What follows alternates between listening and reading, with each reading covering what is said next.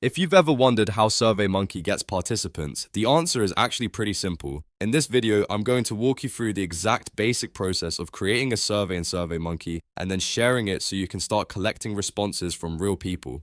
This is especially useful if you want participants for feedback, research, customer opinions, class projects, or quick polls. And before we jump in, if this tutorial helps you out, please hit the like button and subscribe for more easy software guides just like this one.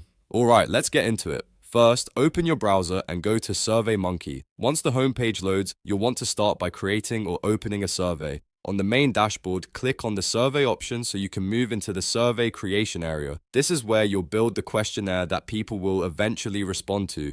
If you already have a survey created, you can use that one. If not, you can quickly make a new survey and add the questions you want participants to answer.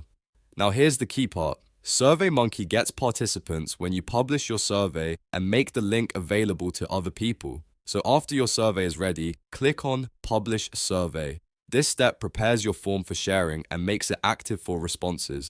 Once you publish it, SurveyMonkey will give you sharing options, and one of the most common methods is to copy the survey link. Click on Copy so the link is saved to your clipboard. That way you can paste it anywhere you want without having to manually type it out. After copying the link, the next step is to share it with the audience you want to reach. You can send the link through WhatsApp, email, SMS, or post it on different social media platforms. This is usually how SurveyMonkey gets participants, because the survey doesn't automatically find people on its own unless you use paid audience features. The more places you share the link, the more likely you are to get responses. If you want targeted participants, you can also share it in specific groups, communities, or with customers who are already interested in your topic. For example, if your survey is about shopping habits, you might share it in a customer email list or a related Facebook group. If it's for school, you could share it with classmates or teachers. If it's for business, you can send it to clients, leads, or social followers.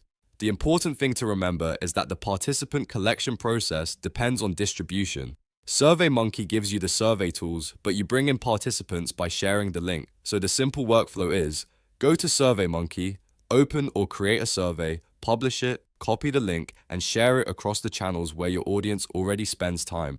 That's the basic way SurveyMonkey gets participants. If you found this helpful, don't forget to like the video, subscribe to the channel, and turn on notifications so you never miss another tutorial. Thanks for watching, and I'll see you in the next one.